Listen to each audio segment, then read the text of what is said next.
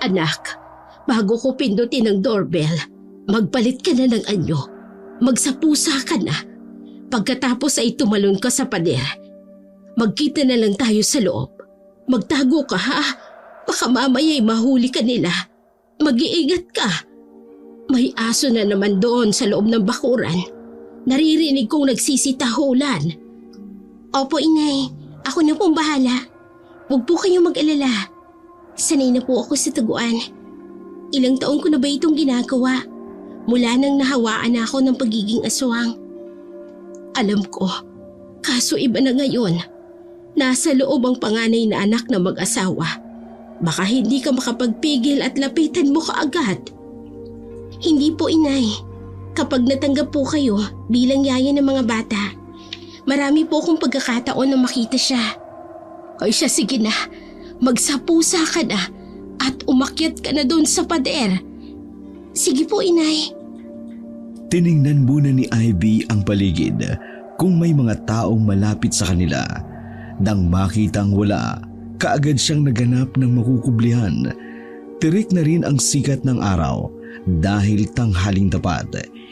Hindi kaya ng mga mata at katawan niya ang matinding liwanag, kaya hindi niya kayang magtagal sa pagiging tao kapag araw. Kinakailangan niyang magsapusa para maiwasan ang matinding sikat ng araw. May malalaking puno ng balete sa bakuran ng malaking bahay at malalago ang dahon ng mga ito na halos umabot na sa lupa dahil sa sobrang kapal. Sa itsura ng puno ay halatang matagal na itong hindi natitrim. Pinili niyang sumunod doon. Sa isang iglap, lumabas siyang nasa anyong itim na pusa. Tiningnan niya muna ang kanyang inang si Darla. Tinaguan siya nito. Pagkatapos, inakyat niya ang puno ng balete. Nanulay siya sa mga sanga nito hanggang sa marating niya ang itaas ng pader. Saktong nagbubukas ng gate ang gwardya dahil nag-doorbell ang kanyang ina. Sinamantala niya iyon para makapuslit papasok sa bakuran ng malaking bahay. Dali-dali siyang naghanap ng madaraanan papasok ng bahay nang hindi nahahalata ng mga taong naruroon. Mabilis ang kanyang pagtakbo para matakasan ang mga tao. Pagpasok niya sa loob ng malaking bahay, palipat-lipat siya at patago-tago sa mga naglalakihang figurin na nakadisplay para maitago ang kanyang sarili.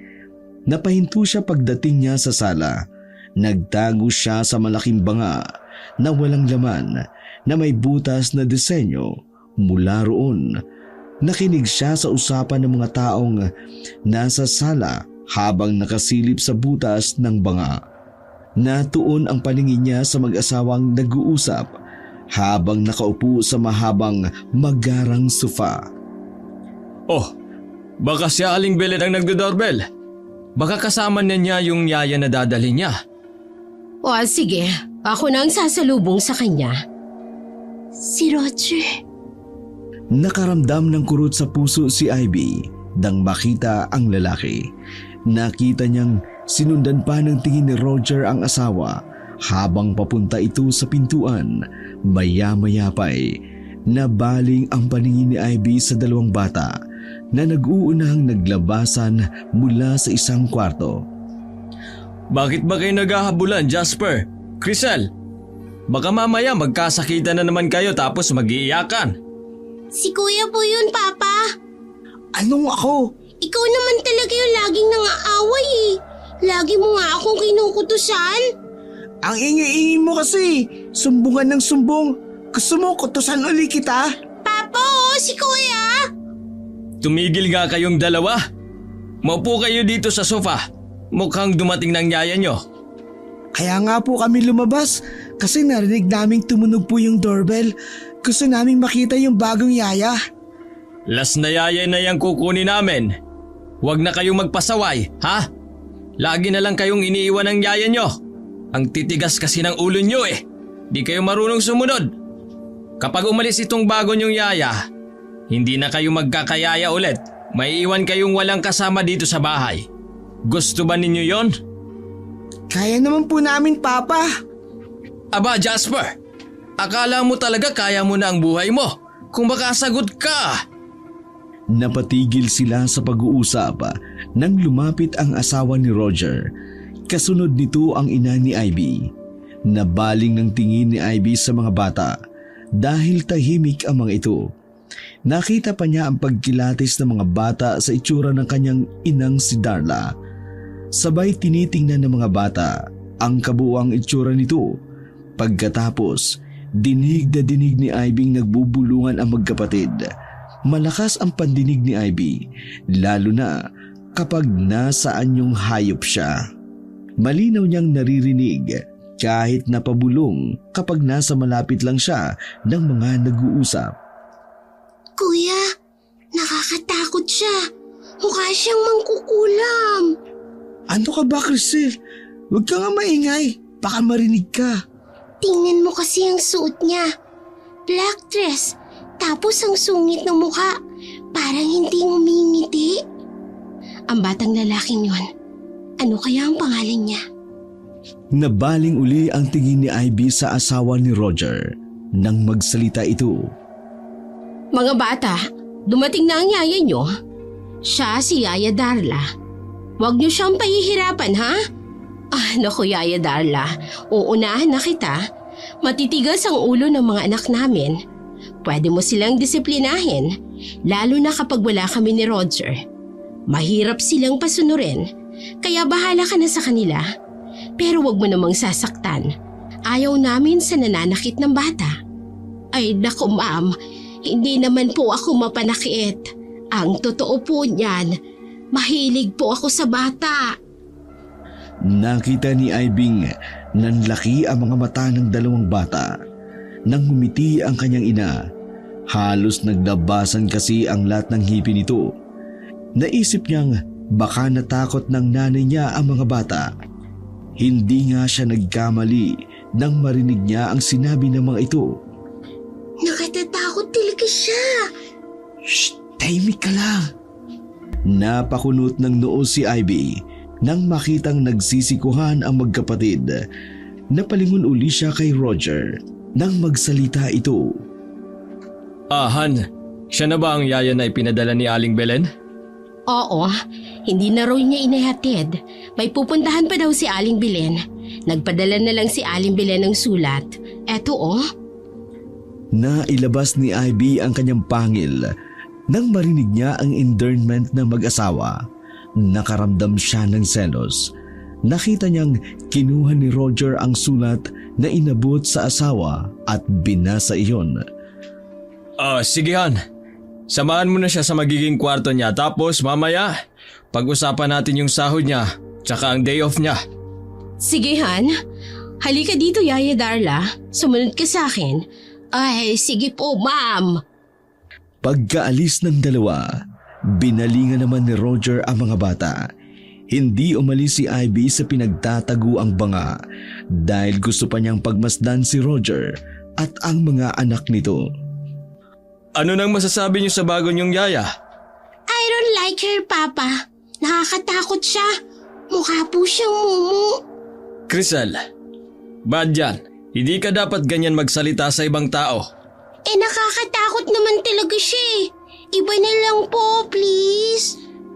Mas okay na yung nakakatakot para tumino kayong dalawa. Siguro naman, magpapakabait na kayo niyan. Bakit ako nadamay?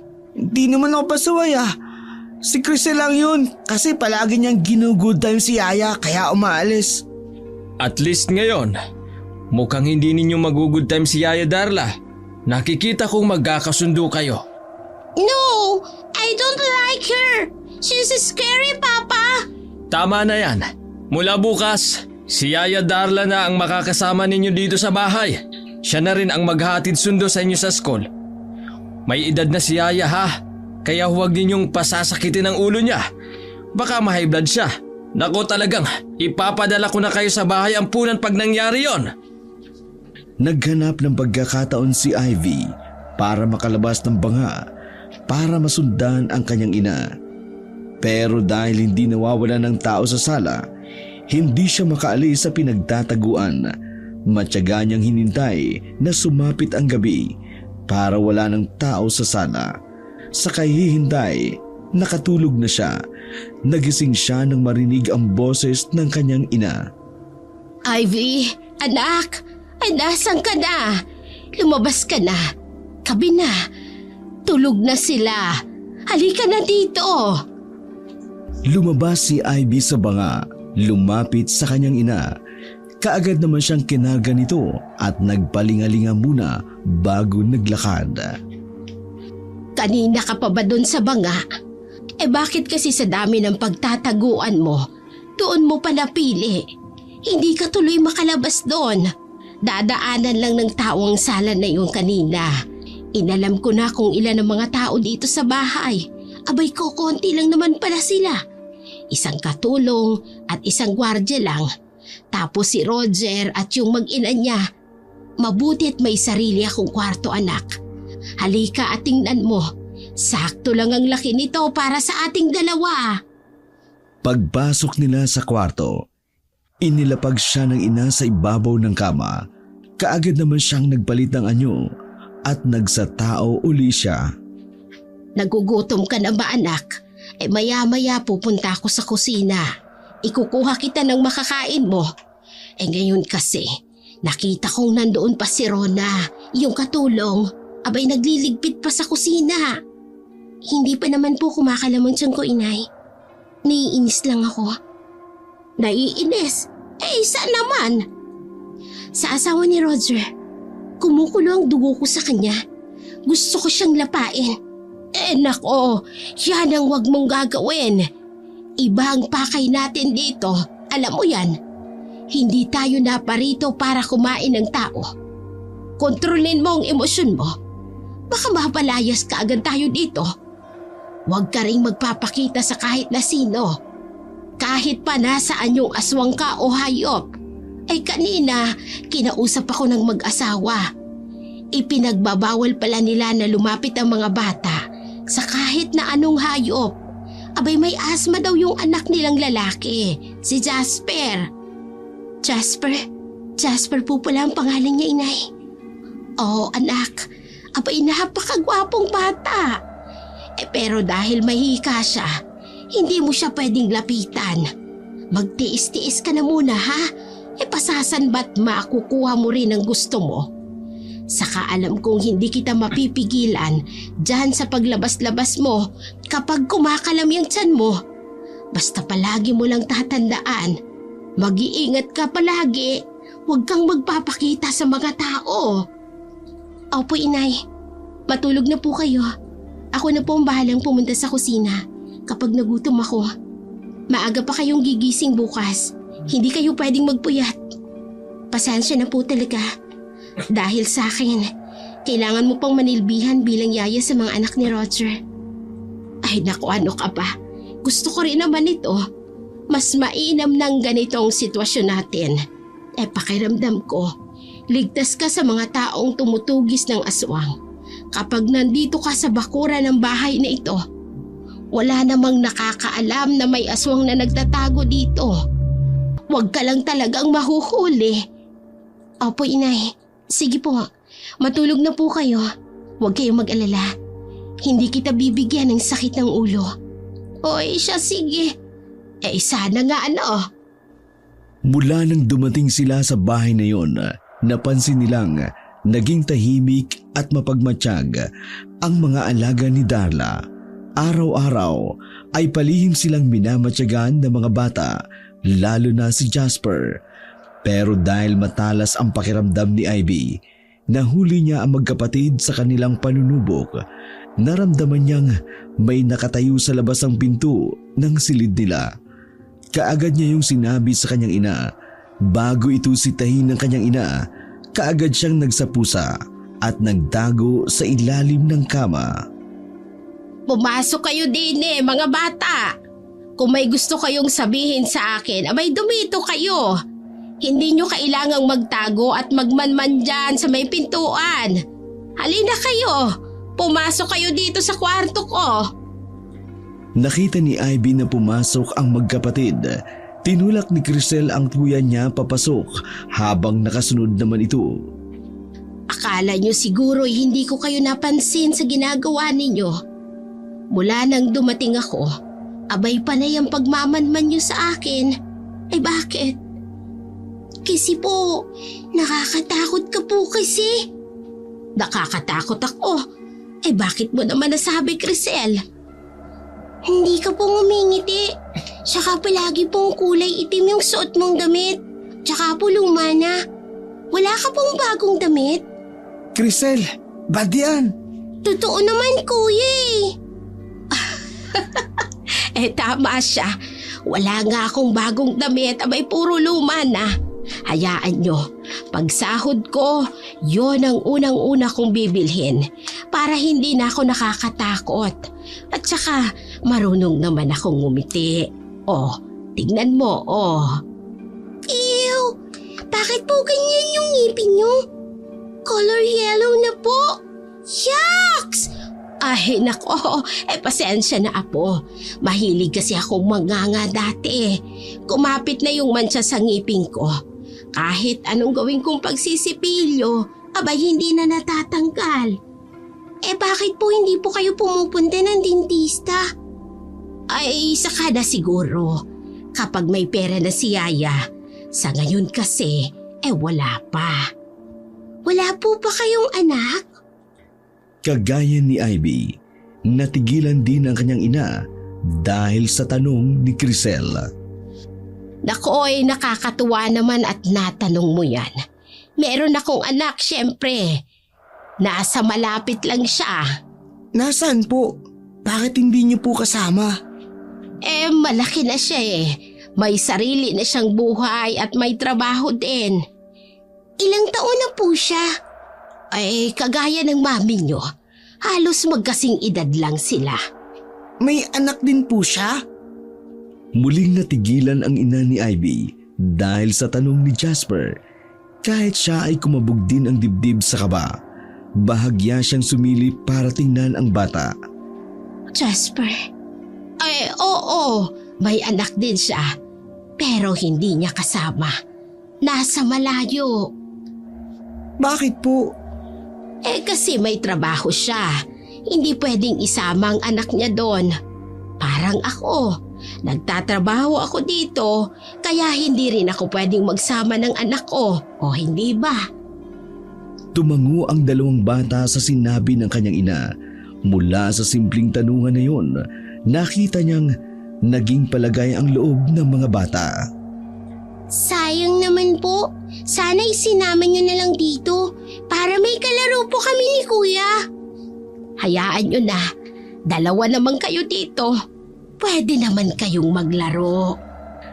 Dahil naging palagay ang mga bata sa bago nilang yaya, naging malapit ang mga ito sa ina ni Ivy.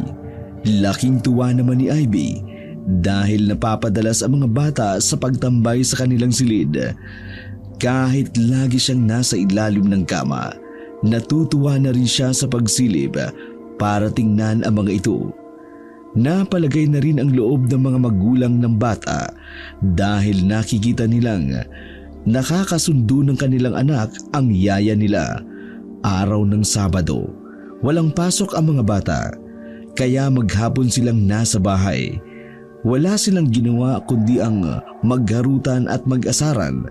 Kapag napipiko na si Crisel ng kanyang kuya, hinahabol niya ito dahil hindi naman nagpapaabot si Jasper. Kaya lalong nainis si Crisel, dahilan para mapuno ang bahay na yun ng matinis nitong tili. Habang naghahabulan ang magkapatid, bigla na lang nakakita ng pusang itim si Jasper. Sinenyasan niya si Crisel na huwag maingay. Tuwang-tuwa naman si Ivy sa panunood sa mga bata. Nililibang siya ng mga ito. Palagi siyang nakakubli sa mga malalaking display sa bahay na yon para lang makita ng malapitan ang mga bata. Pero laking gulat niya nang makita niya si Jasper. Hala, nakita niya ako. Paano na? Hindi ako makakatakbo. Saka hindi ko mabibitbit itong karni na ibinigay ni nanay sa akin. Hayali, baka hulihin ako at isumbong sa mga magulang niya. Ipapatapon ako nito sa labas. Masyado akong nawili sa panonood sa kanila. Mukhang malakas din ang pakiramdam ni Jasper ah. Inaasar mo na naman ako, kuya. Hindi huwag kang maingay. May nakita akong pusa. Pusa? Nasaan? Ew! Huwag mo siya lalapitan, kuya. Lagot ka kay mama pag uwi niya. Huwag kang maingay. Sumbong ka kasi ng sumbong. Kaya tayo lagi napapagalitan eh. Ayun ang pusa oh. Nasa ilalim ng halaman. Mukhang may kinakain siya. Tara, huliin natin. No, kuya. Sabi ni mama, bawal tayo sa mga pets. Remember, may asthma ka. Sige ka, kapag ikaw sinampong ng sakit mo, lagot ka talaga kay mama. Hindi yan. Tsaka hawakan ko lang naman. Eh baka kagating ka, kuya. Hello? Ming Ming Ming Ming! Oh, mukha ka namang mabait. Huwag mo kong kakagatin ha. Pwede ba kitang hawakan? Kuya, don't touch it. It's dirty oh. Kumakain siya ng hilaw na karni. Ew! Tumahimik kang ha. Kapag ito tumakbo, kukutusan talaga kita. Halika na, Ming. Huwag ka matakot sa akin. Di kita sasaktan. Hindi na kumibo si Ivy. Natuwa siya kay Jasper, kaya hindi na siya gumalaw. Gustong-gusto niya ang paglapit ng bata, kaya hinayaan niya na lamang na hawakan siya nito. Kinuha siya nito para mailabas mula sa pagkakatago sa ilalim ng tanim na halaman na nasa paso.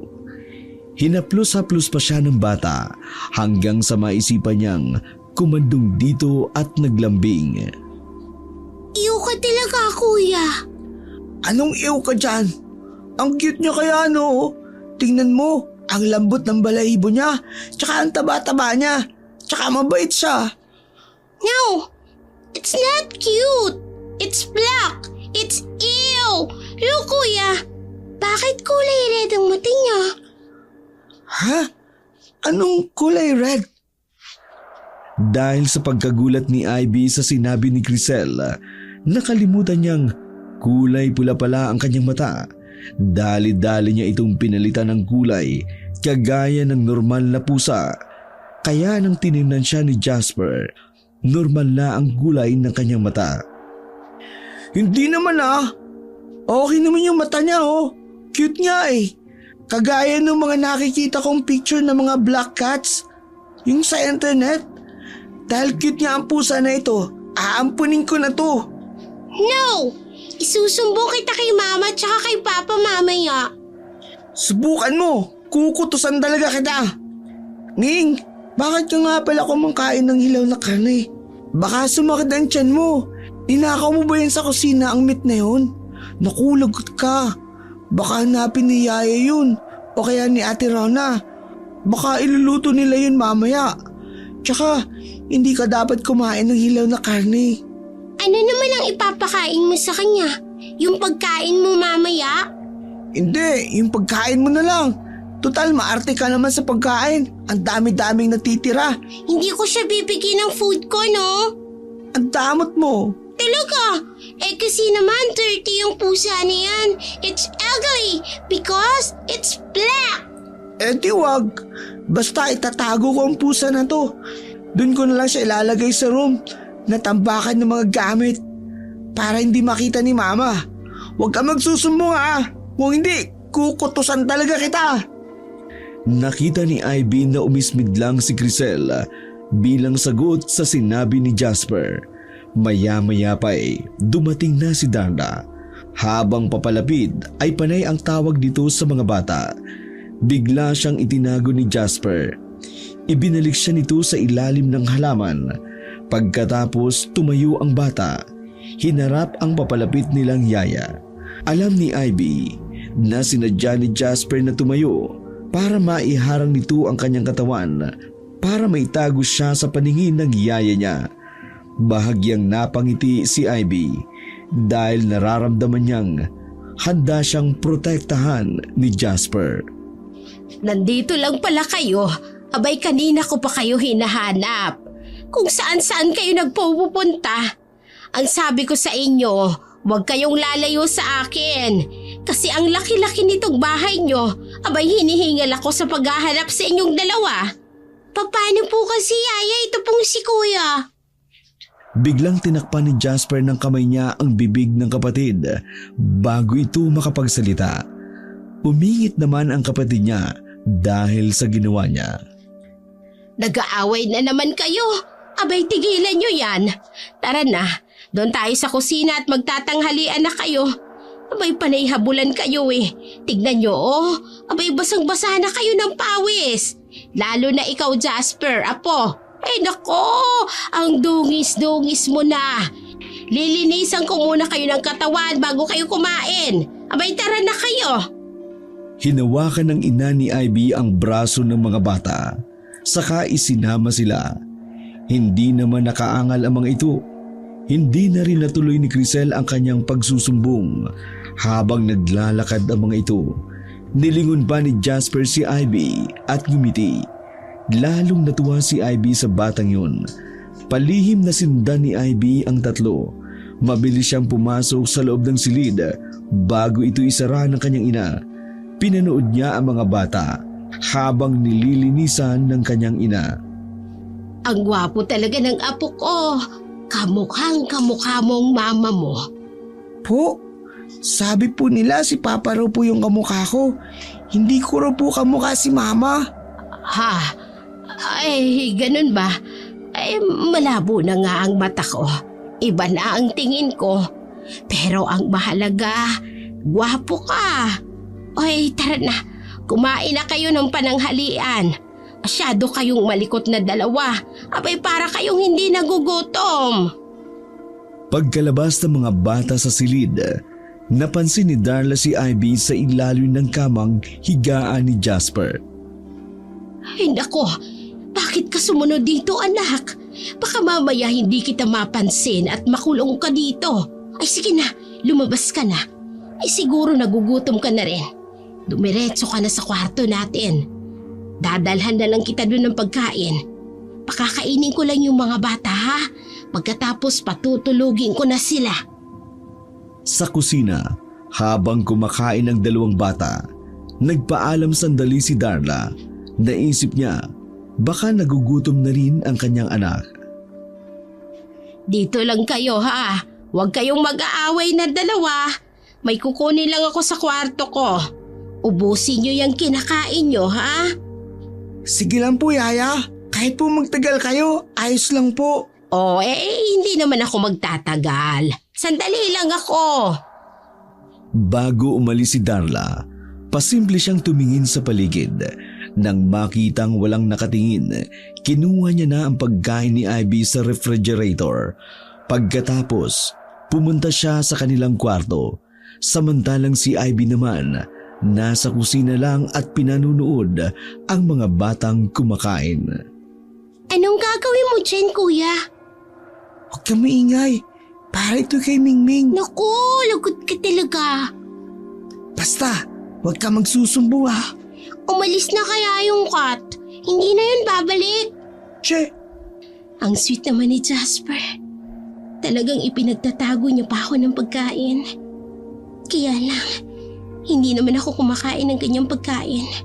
Sariwang karne ang gusto ko. Kagaya ng dala ni nanay kanina.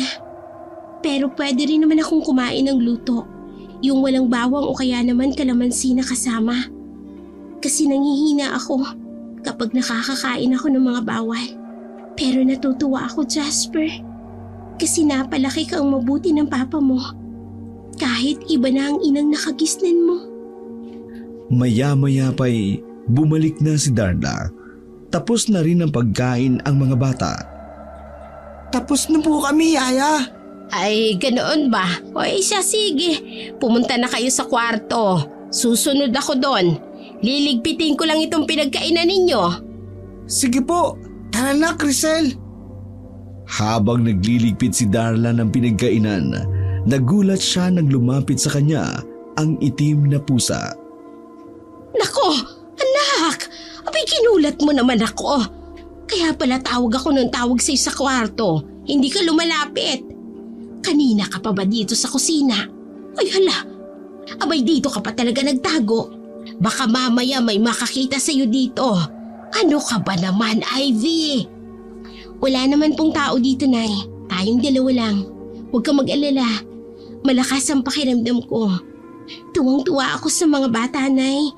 Lalo na kay Jasper. Gustong-gusto ko siyang lapitan at yakapin. Pero hindi ko magawa. Nakakainis. Yan ang habang sinasabi ko ay dapat hindi na kita isinama dito. Baka mamaya'y makalimot ka. Pero inay, mahilig sa pusa si Jasper. Kaya pwede akong lumapit sa kanya. Gustong-gusto niya ako. Hindi pwede. Abay may hika siya. Baka sumpungin niyo ng hika. Paminsan-minsan lang naman po. Ang sabi niya, may kwarto daw rito na ginagawa lang imbakan ng mga gamit. Itatago niya daw ako doon. Gusto niya akong makalaro, inay. Hindi nga pwede. Mapapagalitan siya ng mga magulang niya. Nay, nagpunta tayo dito para kay Jasper. Hindi para maging yaya kanya. Huwag mo naman akong pagbawalan na makasama siya. Inaalala ko lang ang bata. Papaano kapag nagkasakit siya? Kailangan niyang masanay sa mga hayop. Hindi pwedeng habang buhay siyang iiwas. Uy, sige, bahala ka na. Pero sinasabi ko sa iyo, huwag kang magpapahuli. Opo, Nay. Dalasan mo pong isama si Jasper sa kwarto para lagi ko siyang nakakasama. Doon na lang kami maglalaro na dalawa. Ay, mas mabuti pa nga yun kaysa magliwaliw ka sa buong bahay. Kakasunod mo sa batang yon. O siya, sige na. Pumunta ka na sa kwarto mo at kumain ka na doon. Patutulugin ko muna yung mga bata pagkatapos ko rito. Sige po, inay. Pumunta si Ivy sa kanilang kwarto para kumain. Pagkatapos, pinunta niya uli sa silid ang magkapatid. Hindi talaga ako mapakali. Gusto kong laging nakikita at nakakasama si Jasper. Kahit siguro sa kwarto nila ako magtago. Para kapag tulog na silang magkapatid, malalapitan ko siya. Palapit na siya ng silid ng mga bata nang makita niyang lumabas mula roon ang kanyang ina. Tulog na siguro ang mga bata, kaya iniwan na sila ni nanay. Pwede na akong pumasok sa loob. Nagtago muna siya para hindi siya makita ng ina. Nang makaalis na ito, akma siyang papasok ng silid ng mga bata. Pero natigilan siya nang makitang lumabas naman si Jasper. Bigla siyang nagtago at nagpalit anyo bilang pusa. Mingming! Nasaan ka na? May dala na akong pagkain. Luto na itong chicken.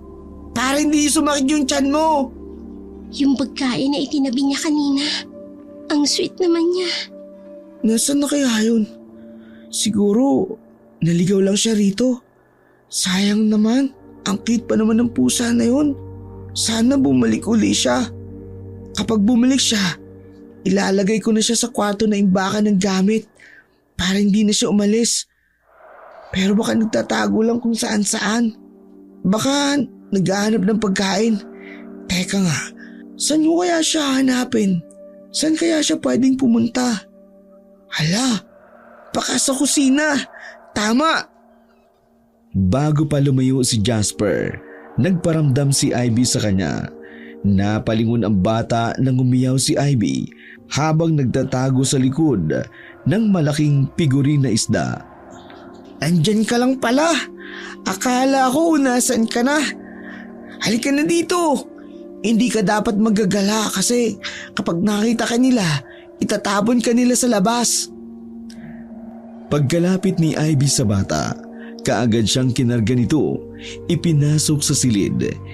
Inilagay siya sa gilid at binigyan ng pagkain. Napaatras si Ivy.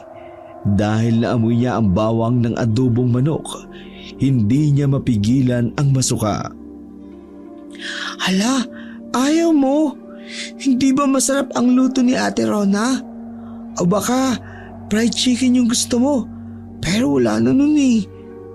Paano na? Baka nagugutom ka na. Kung ayaw mo yan, mamaya na lang. Magtatabi uli ako ng pagkain mamayang gabi. Pero ngayon, dito ka muna sa kwarto ko. Magtago ka sa ilalim ng kama kapag may tao ha. Sinundan ni Ivy ng tingin nang itapon ni Jasper ang adobong manok sa basurahan na nasa gilid ng kanilang kwarto. Pagkatapos ay kinuha siya nito, itinabi sa higaan. Hinintay niyang makatulog si Jasper bago siya magpalit ng anyo bilang tao. Pagkatapos ay naupo siya sa tabi nito, pinagmasdan ang bata. Ang laki-laki mo na, Jasper. Napakagwapo mo ang bata. Tama si nanay. Kamukha nga kita. Napakabait mo pang bata. Huwag kang mag-alala, anak. Hindi kita pababayaan. Ipagtatanggol kita kahit na anong mangyari. Kahit buhay ko itataya ko. Huwag ka lang masaktan ng iba. Lalo na ng lahi ng mga aswang na kagaya ko. Hindi ka pwedeng maging aswang. Hindi ako papayag na danasin mo ang hirap ng pagiging aswang. Tama na ako lang ang naghihirap, anak.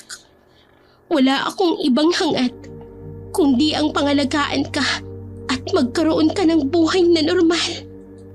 Bago pa magising ang dalawang bata, bumalik na si Ivy sa kanilang kwarto. Saan ka na naman ba galing? Sinilip ko lang si Jasper, inay. Pakiramdam ko, tumataas ang presyon ko sa'yo. Mag-relax lang po kayo, inay. Kapag nandito naman si Roger at ang asawa niyang hipon, hindi ako lalabas ng kwarto. Nanatili na lang si Ivy sa kwarto para makapagpahinga. Nakatulog siya at nagising dahil kumakalam na ang kanyang tiyan. Pagbangon niya ng higaan, nakita niyang nakatulog na ang kanyang ina. Gabi na pala, kaya pala kumakalam ng tiyan ko. Ayun, mabuti na lang nagdala si nanay ng sariwang karne. Kinain niya ang karne pero hindi pa rin siya nakontento. Kulang. Hindi pwedeng kumalam ng ganitong sikmura ko. Delikado. Baka hindi ko mapigilan at makakain ako ng ibang pagkain. Wala na sigurong gising ngayon. Pupunta na lang ako sa kusina. Nagmamadali siya at palingalinga sa pagbunta sa kusina. Kaagad niyang binuksan ang freezer. Kinuha niya ang mga karning naruroon. Ayos pala. May bagong pinamiling karne. Hindi pa gaanong nagyayelo. Pero parang ayoko nito.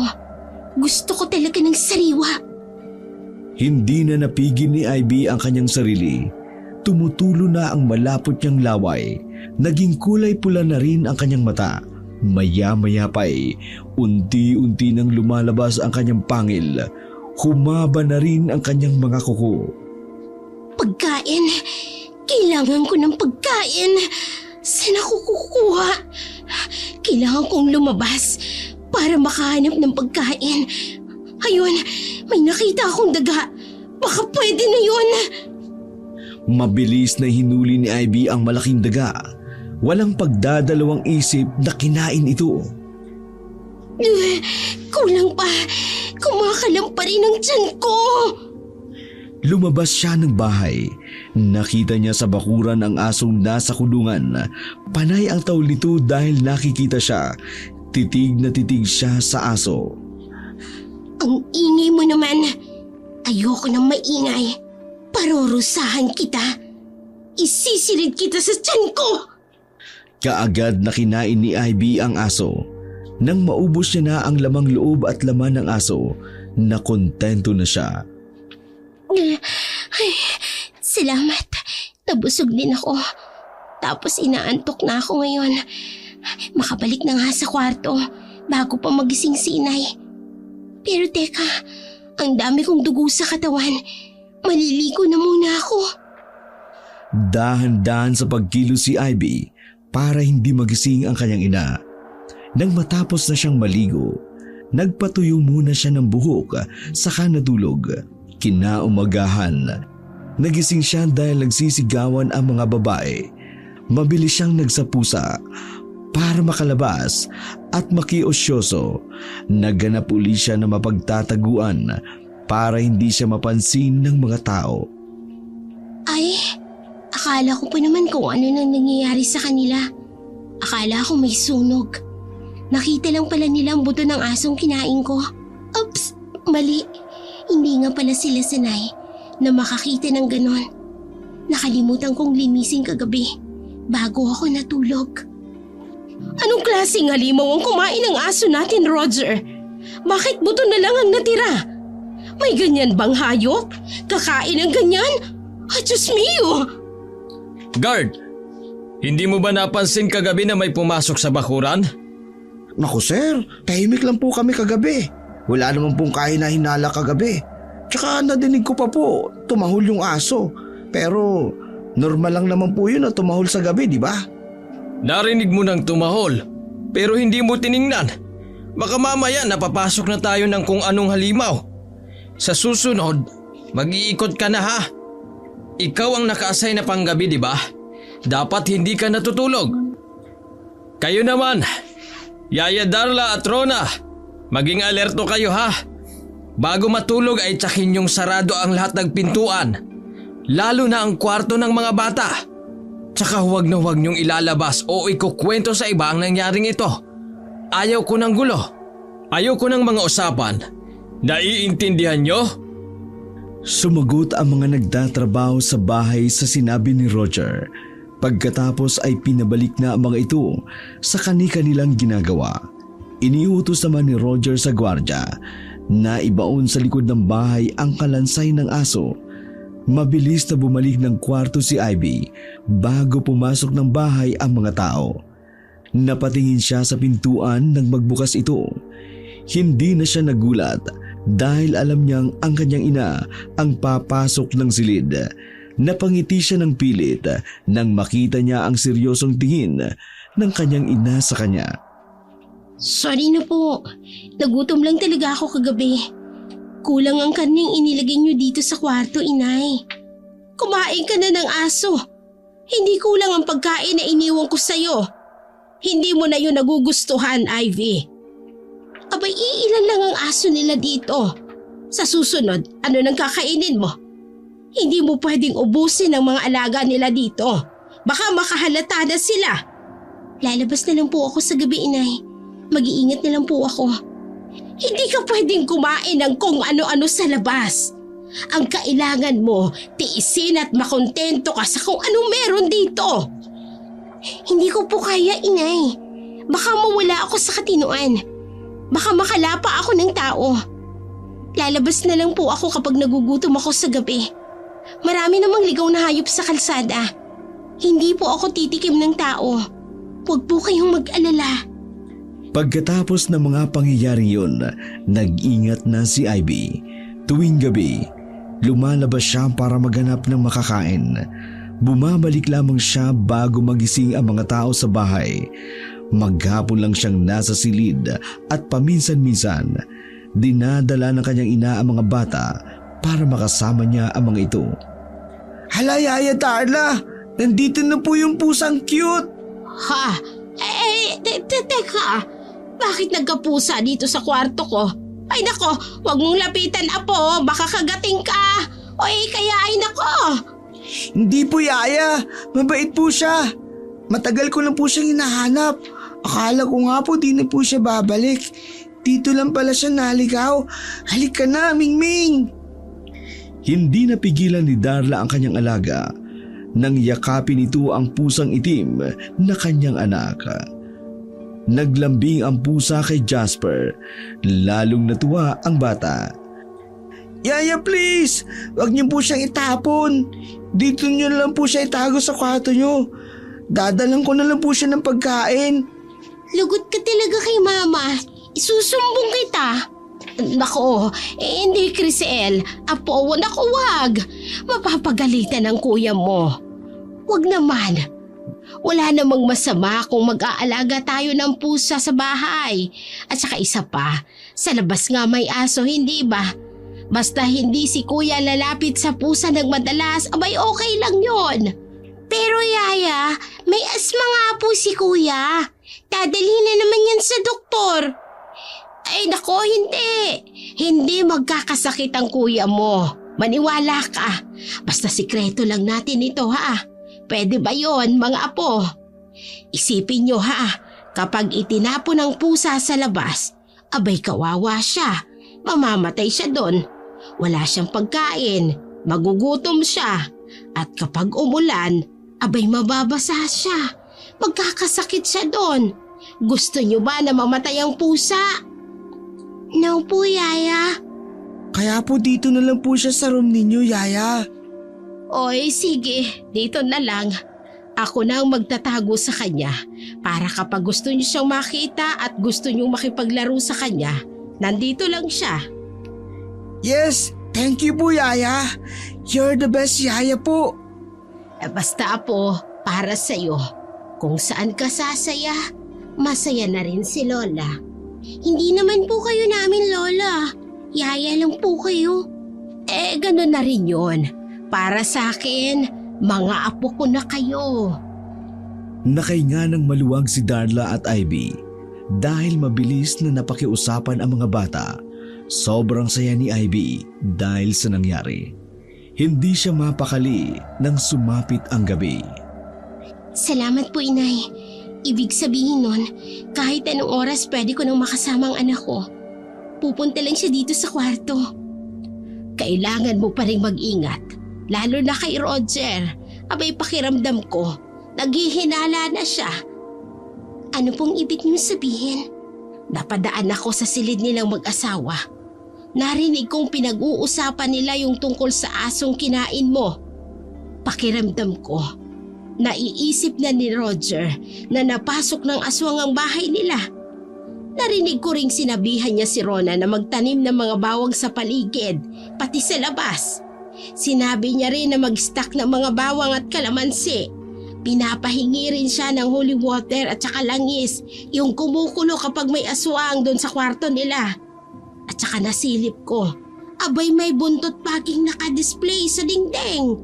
Hindi pwedeng magkaroon ng mga bawang at kalamansi dito, Nay. Dapat masira ang lahat ng itatanim ni Rona. Hindi tayo makakatagal dito kapag nangyari yon. Hindi tayo pwedeng mapaalis dito. Hindi ako papayag na malayo ako sa anak ko. Kapag nabisto ko, isasama ko si Jasper sa pag-alis. Hindi mo pwedeng gawin yan, anak. Mas delikado kapag kasama mo siya. Lalo mo lang siyang ipapahamak. Anong gagawin ko, Inay? Ako na ang bahala. Huwag mo nang alalahanin yon. Isang gabi, kumakalam na naman ang tiyan ni Ivy. Pumunta naman siya sa kusina para kumuha ng pagkain. Nang makakuha na siya ng karne, bigla niyang narinig na may paparating. Kaagad siyang nagsapusa para mabilis na makatakas, pero nahagi pa rin siya. Tinutukan siya ng liwanag ng flashlight, dahilan para mahinto siya. Pusa! Bakit nagkaroon ng pusa dito sa bahay? Yari, si Roger pa talagang nakakita sa akin. Nakita pa niya ang kinuha kong karne. Patay na. Karne! Ay pusa!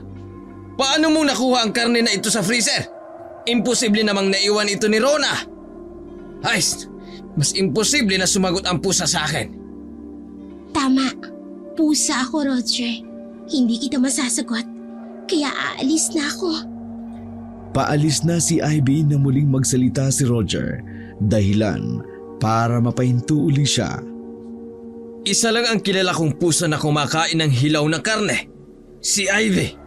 Hindi kaya? Natatandaan pa niya talaga ako. Buong akala ko'y kinalimutan niya na ako. Imposibleng si Ivy ang pusa na ito. Hindi niya alam kung saan ako nakatira ngayon. Hindi niya na kami matutunton. Hoy! Pusa! Hindi ka pwede dito. Kaya umalis ka na. Kapag nahuli kita, isasako kita saka itatapon sa malayo. Sandali! Huwag kang tumakbo! Kinakausap pa kita! Ay, bisit na. Pusang yon. Natakasan ako. Hindi. Nandito pa rin ako. Nagtatago lang. Kagaya pa rin ng dati. Mahina pa rin ang mata mo. Saka mabagal ka pa rin tumakbo. Lumabas na lamang si Ivy para maghanap ng pagkain. Pagkatapos niyang mabusog, bumalik na uli siya para makatulog. Paggising niya, nabungaran niya ang kanyang ina. Nahuli ka ni Roger kagabi?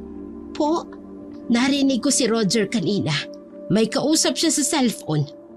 Nauna kasing pumasok sa trabaho ang asawa niya. Abay ang sabi niya sa kausap niya, nakukutuban niya daw na binabalikan mo siya. Po, ano ka ba, Ivy? Tulog pa ba yung utak mo? May kinakausap ka ako si Roger. Baka may pinaplano na siya. Kung hindi ka ipapahanap, baka magpagawa siya ng mga pangontra sa aswang para itaboy ka at hindi ka makalapit dito, lalo na kay Jasper. Akala ko po ordinaryong pusa lang ang tingin niya sa akin kagabi. Hindi pala. Matalino pa rin siya. Pero hindi ako papayag na mapaalis niya ako dito. Hindi niya kami pwedeng mapaghiwalay ng anak ko. Pero dahil sa ginawa mo, naghihinala na siya. At kapag napatunayan niya ang mga hinalang yon, baka mapadali ang paghihiwalay ninyong mag-ina. Kaya makinig ka na lang sa akin, anak. Huwag ka nang lalabas ng silid na ito. Mas ligtas ka rito. Pero inay, kapag hindi po ako lumabas, baka kung anong magawa ko. Hindi na sapat sa akin ang mga karne na galing lang sa ref. Kahit pa bagong lagay lang yon. Hindi nawawala ang gutom ko. Hindi mo ako pwedeng ikulong dito. Naisip ko nang darating tayo dito. Kaya nga ayaw kitang isama. Pero hindi ako mapakali kapag nasa labas ka. Baka mamaya'y makagawa ka pa ng ikapapahamak mo. Pero kahit ayaw ko, mukhang kailangan mo nang umalis dito. Kapag sumahod ako, anak, kumuha ka ng malapit na paupahan. Magagawa mo namang makapunta rito kahit anong oras. Mas okay yon. Opo, inay. Mas okay na nga po yun sa tingin ko. Pero kapag naglagay ng pangontra si Roger, mahihirapan akong makapasok dito. Pero ayos lang. Ang mahalaga, nandito kayo sa loob. Habang hinihintay ni Ivy ang pagsahod ng kanyang ina, tiniis niyang manatili sa kwarto. Pinilit niyang kontrolin ang sarili kapag nagugutom para hindi makagawa ng ipaghihinala ni Roger.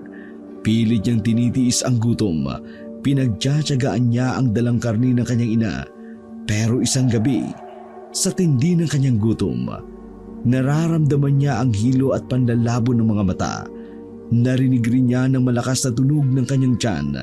Gusto niyang sumigaw pero hindi niya magawa dahil marami ang makaririnig. Mahimbing nang natutulog ang kanyang ina. Sinamantala niya iyon para makalabas ng kwarto. Ngayon lang po, inay. Pasensya na. Hindi ko lang talaga kaya ang gutom ko. Baka hindi na ako makakilala pa at pati ikaw ay makain ko kapag hindi ko ito naagapan. Sandali lang naman ako lalabas. Pabalik din po ako. Maingat niyang binuksan ang pinto. Tiniyak niyang walang ingay para hindi magising ang kanyang ina. Dumiretso siya sa kusina para doon lumabas dahil may pintuan doon papunta sa likod ng bahay. Nang nasa kusina na siya, napahinto siya sa paglalakad nang makaamoy ng malansa. Ang bango naman nun. Sariwang karne. Parang bagong katay lang. Nasaan? Nandito ba sa kusina? Mukhang may nakaiwan ng sariwang karne. Kaagad na hinanap ni Ivy ang naaamoy na pagkain. Kahit madilim, nagawa niyang makakita dahil malinaw ang kanyang paningin sa dilim. Wala rin siyang narinig na ingay, kaya kampante siyang walang taong naruroon bukod sa kanya. Mabilis siyang hinanap ang karne. Ginamit niya ang malakas niyang pangamoy. Maya-maya pa nakita niya ang hinahanap na nakabagsak lang sa semento. Isang malaking hiwa ng karne ang naroon. Ang swerte ko naman. Mukhang naiwan nga ni Ron ang karning ito. Mukhang nahulog na lang sa sahig. Mukhang kanina pa ito dito. Pero mabango pa rin sa pangamoy ko dahil hindi pa nahuhugasan ng tubig. Makakakain na rin ako ng masarap-sarap ngayon. Walang pagdadalawang isip na dinakma ni Ivy ang karne at nilantakan iyon. Takam na takam siya, kaya halos mabilaukan siya sa pagkain dahil sa laki ng kanyang pagkagat. Maya-maya pa natigilan siya nang marinig ang mga yabag na paparating. May tao. Mukhang naaalala na ni Rona ang naiwang karne. Hindi pwede. Sa akin na ito. Sa pagkataranta, hindi malaman ni Ivy ang gagawin. Ayaw niyang iwan ang karne. Hinawakan niya ito, pero hindi niya malaman kung saan dadalhin. Malaki rin ito dahil nasa 5 kilo ang bigat. Nang malapit na ang taong paparating, nagpasapusan na lamang siya para mabilis siyang makatakas. Pero bago pa siya makatakbo palayo, may sumilo na sa kanyang basket na gawa sa net. Galit na galit siya at nagningiyaw nang makilala ang sumilo sa kanya. Roger, ano ito? Pinainan mo ba ako? Pusang nahuli ko ah. Pusa nga kaya ito? Wala nang nagawa si Ivy nang ikulong siya ni Roger sa isang bakal na kulungan na sakto lang ang laki para sa kanya. Pagkatapos ay binitbit siya nito, dinala sa isang kwartong tambakan ng mga lumang gamit. Mukhang matagal nang hindi pinapasok ang silid na yun dahil sa tindi ng alikabok at agyo. Inilapag ni Roger ang kulungan sa sahig pagkatapos binuksan ang ilaw. Muling napahiyaw si Ivy dahil nasisilaw siya sa liwanag. Aba, galit ang pusa sa liwanag? Ibang klase. Kinain mo rin ang karne na iniligay ko sa sahig. Gutom na gutom ka ba, ha? Sariwa ang gusto mong pagkain? O sige, bibigyan kita. Mukhang nabitin ko ang pagkain mo kanina. Sandali lang ha, kukunin ko ang karne. Iniwan siya ni Roger pero hindi siya pinakawalan sa kulungan. Nakakainis. Mukhang inumangan niya nga ako ng karne. Paano ako makakatakas dito? Hindi pa naman ako makakabalik sa anyong tao dahil masyadong maliit ang kulungan. May ipit ako. Ang galing din niya mag-isip dahil nilagyan niya ng padlock. Puwiset siya. Paano na ito ngayon? Maya-maya pa'y bumalik na si Roger. Dala ang malaking karne. Nakalagay iyon sa palanggana. Inilagay talaga ng lalaki ang palangganang iyon sa harapan ni Ivy para maamoy niya. Nagugutom ka, di ba? Mukhang ayaw mo ng luto. O sige, bibigyan kita ng hilaw. Mabubusog ka na ngayon. Kailangan busog ka bago kita itapon sa labas. Hindi kasi pwede ang hayop dito sa bahay. May anak akong may hika. Ang sama ko naman kung ilalabas kita ng gutom. O sige, kain ka na. Panay ang angil ni Ivy kay Roger. Sumasagot siya sa lalaki kahit alam niyang hindi naman siya maiintindihan kasi isa siyang pusa. Sa isip din lang naman siya nagsasalita. Alam ko ang binabalak mo, Roger. Nahuli mo nga ako, pero mapipigo kang ilantad ko sa iyong sarili ko. Hindi ako papayag. Mukhang ayaw mong kumain. Kaunti pa lang ang nabawas mo kanina. Busog ka na no? Ay teka, ay sorry. May mali pala. Hindi ko naisip na hindi ka nga pala makakakain kasi malayo ang karne. Oh sorry, my bad. O sandali, hihiwaan kita ng karne. Alam mo, dumaan pa talaga ako kanina sa katayan para bilhin ito. Para sana sa daga ito kasi dumadami na sila. Pero nagulat ako nitong mga nakaraan. Umuunti na ang mga daga dito sa bahay. Napansin ko lang parang nauubos na sila.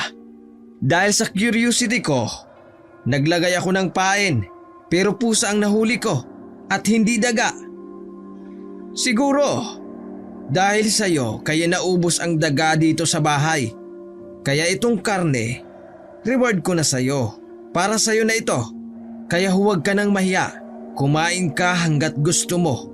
Hindi ako magagalit ha. Gustuhin ko man alagaan ka, hindi pwede. Lalong nagalit si Ivy sa ginawa ni Roger. Lalo kasi siyang nahirapan sa ginawa nitong paghiwa ng karne. Pagkatapos ay ipinasok sa kulungan ang pira-pirasong hiwa nito. Lalong kumalam sa gutom ang tiyan niya. Pero nagpigil siya. Lalong nadagdagan ang galit niya dahil sa pagkukwento pa ni Roger habang naghihiwa ng karne. Alam mo, Mahilig ako sa pusa. May alaga nga ako noon eh. Kulay itim din, kagaya mo. Pinangalanan ko siya ng Ivy. Pero kahit ano pala ang pag-alaga mo sa hayop, kapag may ibang nagmamay-ari, hindi pa rin pala sa'yo ang loyalty niya. Babalik pa rin siya sa totoong amo niya. Ikaw siguro, may amo ka rin. Huwag kang mag-alala. Pagkatapos mong kumain, pakakawalan na kita. Baka hinahanap ka na rin ng amo mo. Bakit ka kaya nagpunta dito? Ginugutom ka ba niya? Kawawa ka naman. Kaya sige, kain ka lang ha. Pero bakit hindi mo binabawasan ang karning ibinibigay ko sa'yo? Ayaw mo ba niyan? Ha? Oh, sandali. Baka nga iba ang gusto mo. Mayroon pa ako dun ha. Sandali lang, kukunin ko. Sinundan ni Ivy ng tingin ang paglabas ni Roger ng silid. Pwisit! Pakawalan mo ko rito, Roger! Hindi ako pwedeng mahulog sa patibong mo. Hindi pwede. Baka pati si nanay ay madamay dito. Mabuti na lang, hindi ko ipinakilala si nanay sa'yo dati. At least ngayon, ako lang ang sasalo ng lahat ng nagawa kong ito. Makaalis man ako dito o mamatay man ako rito, may iwan ko si nanay para magbantay sa anak ko. Sa anak natin, kay Jasper. Pagbalik ni Roger, lalong natakam si Ivy dahil sa malansang amoy na nagmumula sa dala nitong timba. Sobrang bango nito para sa kanya, lalo siyang nagwala sa pag-atungal. Oh, mukhang nagustuhan mo ito ah. Parang sobrang saya mo. Kitang-kita ko sa mapula mong mata. Walang hiya ka. Huwag na huwag mo akong pakakawalan sa kulungan nito. Huwag mong maisip na alisin ako dito. Hindi pwede. Hindi ko na kaya. Ay, ang sakit na ng tiyan ko. Gutom na ako. Oh, huwag kang magwala. Para sa'yo ang lahat ng ito. Kaso masyado itong madami para sa size mo. Hindi mo mauubos. O sandali ha, hihiwaan kita. Hindi. Ilayo mo sa akin yan. Huwag mo akong tuksohin. Sariwang atay ito. Kinakain ba ito ng pusa ha? Pero mukha namang gusto mo kasi nagwawala ka sa tuwa. Ito oh, kain ka na. Magtitiis ako ng gutom, Roger. Hindi mo makukuha ang gusto mo. Kakayanin ko ito. Nakatuon lang ang tingin niya kay Roger. Pagkatapos maghiwa ng karne, naupo na siya sa sahig. Tiningnan lamang siya nito sa susunod niyang gagawin. Hindi ko titikman ng mga yan. Hindi mo ko mapapalabas dito. Hindi mo ko mapipisto. Ayaw mo pa rin kumain? Ay shit! Nakalimutan ko pala. Mukhang hindi ka komportable sa kulungan. Oh sorry Muning ha. Baka natatakot ka sa akin kasi nakakulong ka. Oh sorry ha. Sorry talaga. Hindi ko agad naisip. Teka, pakakawalan na kita sa kulungan para makakain ka ng maayos ha. Hindi. Ilang hiya. Huwag mong gagawin yan. Pakiusap. Huwag mo akong pahirapan. Huwag mong buksan ang kulungan. Baka hindi ako makapagpigil. Natigilan si Ivy nang makita niyang bukas ang kulungan. Sige na Muning, labas ka na. Huwag ka nang mahiya. Kumain ka na. Hindi. Ayoko. Hindi pwede. Kaya ko pa itong kontrolin. Hindi ako pwedeng magpalit ng anyo sa harapan ni Roger. Hindi pwede. Habang nagpipigil si Ivy, mataman lamang siyang pinagmamasdan ni Roger. Nagpapatigasan silang dalawa. Lalo lamang siyang nahihirapan dahil sa mga pag-uudyok ni Roger na kainin ang karne. Maya-maya pa'y sabay silang napatingin dahil sa pagbukas ng pinto. Nanlaki ang mga mata nilang pareho nang makita kung sino ang dumarating. Nay, anong ginagawa mo dito? Yaya Darla, anong ginagawa mo dito? Titig na titig si Darla kay Ivy. Punong-puno ng pag-aalala ang mga tingin niya para sa anak. Maya-maya pa'y ibinaling niya ang tingin sa karne at atay na nasa palanggana. Nakaamoy ako ng mabangong pagkain. Hindi ko mapigil ang amoy. Natatakam ako. Biglang nilapitan ni Darla ang sariwang karne. Walang pakundangang kinain ito sa harapan ni Roger. Hindi! Nay, huwag mong kainin yan! Tigilan mo yan! Hindi mo dapat yung kainin! Yaya? Bakit mo yan kinakain? Itigil mo yan! Ang sarap! Ang bango! Ngayon lang uli ako nakatikim ng ganito kasarap na pagkain. Salamat po, sir, at nagdala ka. Pasensya na po kayo. Hindi ko sinasadya ang pagkain sa alagahan yung aso. Sobrang gutom ako noon, kaya hindi ko po napigilan. Anong sinabi mo? Ikaw ang kumain sa asong yon? Aswang ka?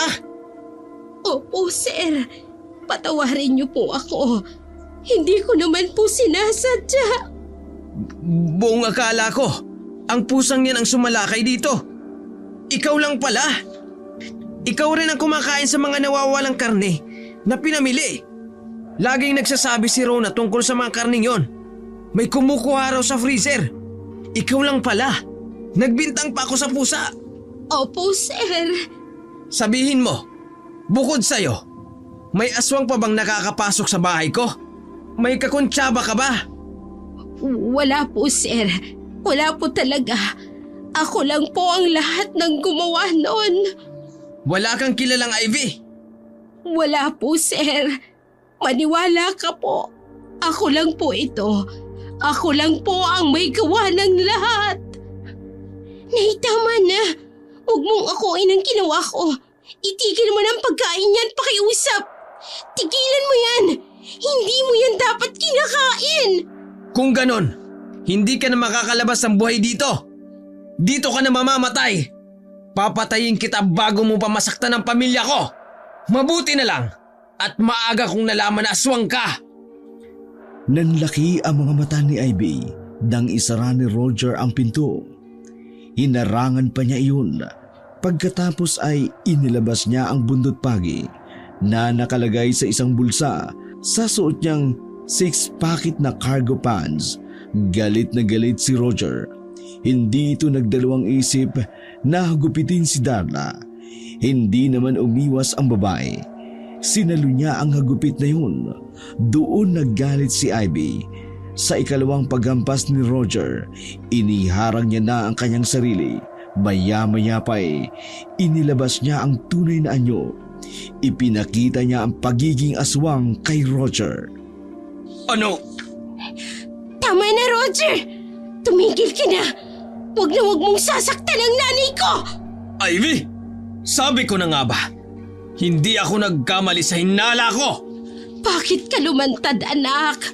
Dapat hinayaan mo na lang ako. Dapat tumakas ka na.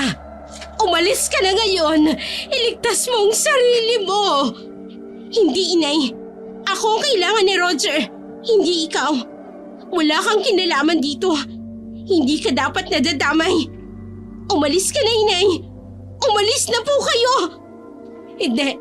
Hindi ako papayag na saktan ka niya, anak.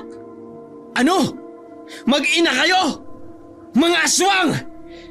Pinadadali niyo ang buhay niyo! Ikaw, Ivy! Talagang binalikan mo ba ako? Pagkatapos mo akong lukohin noon, minahal kita! Kahit ipinagtapat mo sa akin na aswang ka! Handa kitang tanggapin! At sabay nating lulunasan ang sumpa mo! Pero iniwan mo lang ako at sumama ka sa ibang lalaking kauri mo! Pinaniwala mo akong minahal mo ako noon. Pero gago ka! Manggagamit! Ngayon, bakit ka nagbabalik? Ha? Bibiktimahin mo na ba ako? Sasaktan ang pamilya ko? Papatayin muna kita! Magsama kayo ng nanay mo! Hindi mo naiintindihan, Roger. Wala kang naiintindihan. Hayaan mo akong magpaliwanag. Lilinawin ko ang lahat. Wala ka nang dapat pang sabihin! Paano ako maniniwala sa sinungaling? Sa galit ni Roger, pinaghagupit niya ng latigo ang mag-ina. Sinangga naman ni Ivy ang lahat ng hagupin nito para hindi tamaan ang kanyang ina. Hindi niya na rin sinugod si Roger. Panay na lamang ang iyak ni Darla dahil napupuno na ng sugat si Ivy. Tama na! Maawa ka sa anak ko, Roger! Huwag mong saktan ang anak ko! Parang awa mo na! Dapat sa inyong mga aswang, pinapatay! Hindi kayo dapat nabubuhay sa mundo! Patingin mo na ako! Sige! Pero pakiusap, huwag mong sasaktan ang nanay ko. Hindi siya aswang. Ordinaryong tao lang siya. Ako lang ang aswang, Roger! Ako lang! Sa akin ka magalit. Ako lang ang patayin mo. Pero siguraduhin mong kaya mong ipagtanggol ang anak ko. Kaya mo siyang protektahan laban sa mga kauri ko. Ipangako mo sa akin na poprotektahan mo siya. Anong pinagsasasabi mo? Nagawa mo pa akong utusan na protektahan ang anak ninyo ng lalaki mo? Bakit?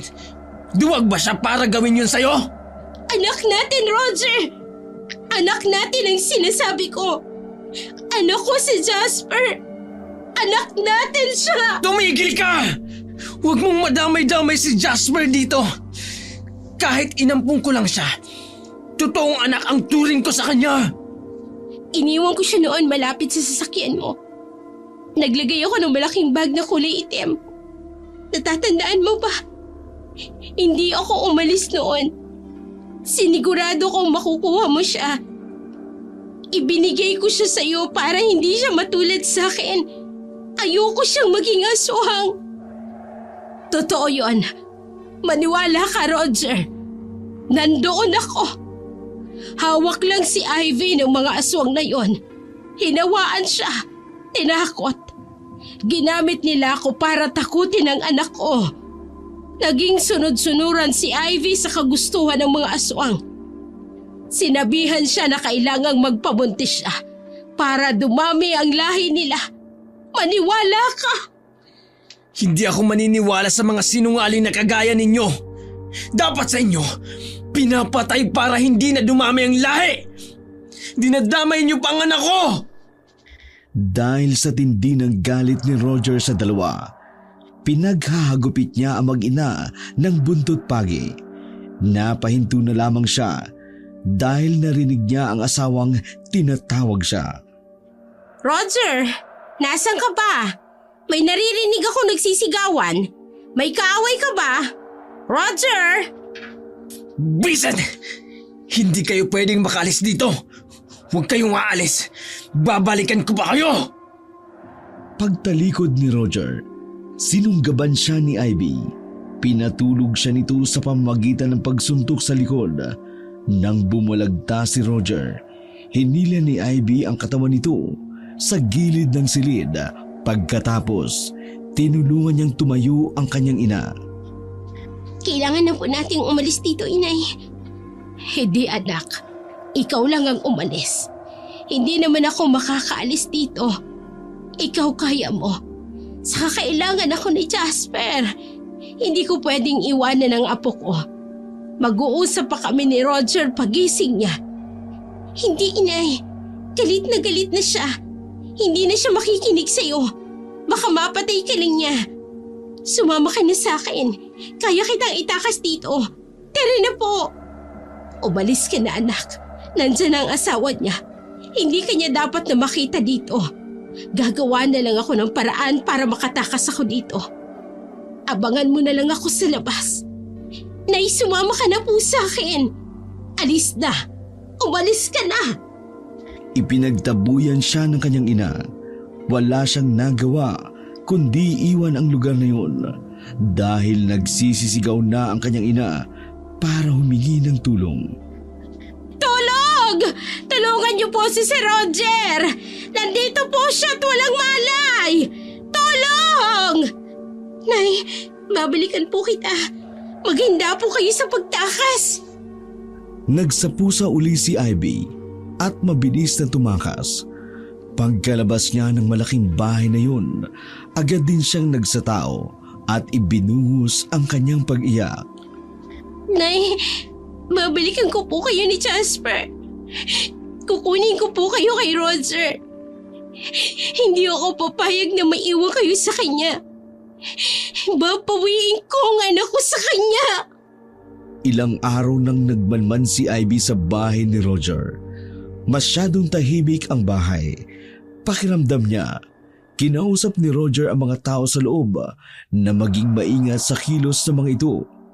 Wala siyang nakikitang lumabas ng bahay. Kapag may lumabas, nasa sasakyan ang mga ito at hindi niya alam kung sino-sino ang sakay. Hindi na rin lumalabas ang bahay ang kanyang ina. Ano nang nangyayari? Sobrang nag-aalala na ako. Ano nang ginawa ni Roger sa nanay ko? Hindi na ako makapasok dahil sa mga langis na pangontra ni Roger. Lahat na lang ng sulok ng bahay niya may langis. Pati ang mga puno at halaman. Tinalian niya rin ang pangontra. Pwisit ka talaga, Roger. Anong ginawa mo sa nanay ko? Huwag na huwag mo siyang sasaktan. Dahil hindi ako magdadalawang isip na patayin ka. Ilang araw pa ang lumipas. Sa kababantay ni Ivy sa bahay ni Roger, nakita niyang may lumabas na van na aninag niyang puno ito ng sakay. Aalis sila. Saan sila pupunta? Hindi sila pwedeng makalayo. Kailangan ko silang sundan. Baka kasama nila si nanay. Sinundan ni Ivy ang banda yon. Papalit-palit siya ng anyo ng mga hayop na may kakayang tumakbo ng mabilis. Kapag napapagod ay nagiging ibon naman siya. Pinilit niyang hindi mawala ang sasakyan na yun hanggang sa makaramdam siya ng panganib. Hindi. Nararamdaman ko ang mga kalahi kong nasa paligid. Delikado sila. Baka tambangan sila ng mga iyon. Kailangan ko silang maitaboy pabalik. Kumuha ng tiyempo si Ivy. Inunahan niya ang sasakyan na lula ng pamilya ni Roger. Nag-anyong baka siya at hinarangan ang kalsada na dadaanan ng mga ito. Hinarap niya ang sasakyan at huminto ito. Umatras ang sasakyan. Sinubukan niyang sugurin ito. Pero maya-maya pa'y may lumabas mula sa driver's side. Roger, bumaba siya. Teka, anong hawak niya? Baril? Aalis ka sa daan o papuputokan kita! Mamili ka! Nakita ni Ivy na galit ang mga mata ni Roger. Alam nitong hindi ordinaryong hayop ang humaharang sa kanila. Napilitan ng ipakita ni Ivy ang totoong itsura niya. Dinig na dinig niya ang sigaw ng mga taong sakay ng band. Hindi ako aalis dito. Kayo ang umalis. Mapanganib ang lugar nito. Nandito sila, Roger. Iligtas mo sila. Lalo na si Jasper. Iligtas mo ang anak natin. Tumahimik ka! Wala tayong anak! Hindi mo anak si Jasper! Anak ko lang siya! Nagpaputok ng baril si Roger pero mabilis itong naiwasan ni Ivy. Maya-maya pa'y lumabas na ng sasakyan ang kanyang ina. Anak, umalis ka na. Nay, buhay ka pa. Salamat naman. Sinaktan ka ba nila? Hindi, anak. Umalis ka na, pakiusap. Umalis ka na. Kumbinsihin mo si Roger na bumalik, inay. Napapaligiran nila tayo. Bumalik na po kayo. Ano? Nandito na po sila. Pagkasabi nun ni Ivy, isa-isang naglabasan mula sa damuhan ang mga aswang. Nagliwanag na parang apoy ang mapupula nilang mata. Doon pa lamang naunawaan ni Roger ang gustong sabihin ni Ivy. Nagmamadali itong bumalik ng sasakyan. Umalis na kayo. Iligtas mo sila, Roger. Bilisan mo. Nagmaniobra ng sasakyan si Roger. Habang pinaiikot niya ang sasakyan, nagtaluna naman ang mga aswang sa bubungan. Mabilis na sumugod si Ivy. Nilabanan ang kanyang mga kauri. Layuan niyo sila! Hindi niyo sila masasaktan! Ako ang harapin niyo! Hanggat nabubuhay ako, hindi niyo makukuha ang anak ko! Hindi niyo siya magagawang aswang! Hindi ako papayag! Nilabanan ni Ivy ang mga aswang hanggang sa makalayo ang sasakyan. Pinilit niyang pigilan ang mga ito para hindi makasunod. Pero dahil sa dami ng mga ito, hindi na rin kinaya ni Ivy. Mas pinili na lamang niyang tumakas para iligtas ang sarili. Sinundan niya ang sasakyan kahit na puno siya ng sugat sa katawan. Mas inisip niya ang kaligtasan ng mga ito. Halos wala na siyang lakas nang maihatid niya ng ligtas ang pamilya ni Roger. 3:00 ng madaling araw. Nasa ibabaw na siya ng bubungan ng bahay ni Roger. Nakatingala sa langit na puno ng mga bituin. Ramdam na ramdam niya ang mga dugong tumatagos mula sa kanyang mga sugat. Nagpakawala siya ng malakas na alulong kasabay ng pagbatak ng kanyang luha. Nang sumapit na ang umaga, nagganap siya ng abandonadong bahay para doon pagalingin ang sarili. Ilang araw na rin ang nakalipas. Medyo gumagaling na ang mga sugat ko. Kailangan kong bumalik sa bahay ni Roger. Kailangan kong makausap si nanay. Sana palabasin na siya ng bahay, kahit sandali lang. Gusto ko lang makibalita. Kumusta na kaya siya? Ang anak ko, kumusta na kaya siya? Noong gabi, bumalik uli siya sa bahay na yon. Tumambay uli siya sa bubungan habang inaabangan na lumabas ang kanyang ina. Sa pagkakataong iyon, tila kumampi sa kanya ang tadhana. Si nanay yun. Lumabas siya ng bahay. Salamat naman. Dali-dali siyang bumaba at maingat na nilapitan ang ina. Nay! Ivy! Anak ko! Mahigpit na yakapan ang kanilang ibinigay sa isa't isa. Pagkatapos ay nagkubli sila sa isang puno para makapag-usap ng panandalian. Si Roger. Napaliwanagan ko na siya, anak. Mula nang tinambangan kami ng mga aswang noong binalak niya sanang magbakasyon. Naniwala siya sa akin, anak. Naniwala si Roger sa'yo. Pero ang sabi niya, huwag na silang gambalain. Huwag mo nang lapitan ang bata. Huwag ka nang magpakilala sa kanya. Para daw hindi na magulo ang buhay niya. Para hindi na rin sila balikan ng mga aswang. Paano po siya naniwala na anak namin si Jasper? Nagpa-DNA siya. Pinaniwalaan niya ang lahat ng kwento ko. Salamat naman po. Pero kayo, kumusta po kayo sa loob? Ayos lang ako, anak. Ang sikreto ay hindi na lumabas sa aming tatlo. Tatlo? Oo. Alam na rin ni Librada ang lahat.